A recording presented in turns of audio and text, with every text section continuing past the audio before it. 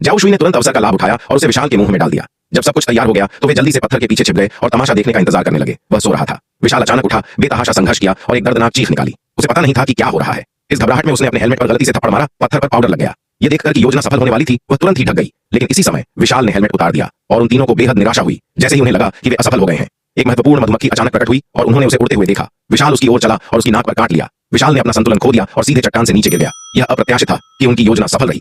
कई लोग उत्साह से हंसे और एक दूसरे को कसकर गले लगा लिया। 2.5 साल तक मुक्त रूप से गिरने के बाद विशाल अंततः जमीन पर गिर गया। राजा विशाल ध्वनि से आकर्षित हुआ और जांच करने के लिए तंबू से बाहर चला गया। किंगे नदी किंगे के आसपास के लोग भी इकट्ठे हो गए। मांस में तब्दील हो चुके विशाल को जमीन पर पड़ा हुआ और सांस लेते हुए देखकर राजा ने अपना सिर उठाया और सामने ऊंची लताओं को देखा। उसे एहसास हुआ होगा कि वह प्राचीन है किंवदंती अस्तित्व में थी। पौराणिक आपदा को दोबारा होने से रोकने के लिए राजा ने अपने आदमियों को तांबे के मामले को काटने का आदेश दिया। वे उदासीन नहीं थे, क्योंकि वे जानते थे कि ऐसा करने का मतलब राजकुमारी नहीं होगी लौटने के लिए।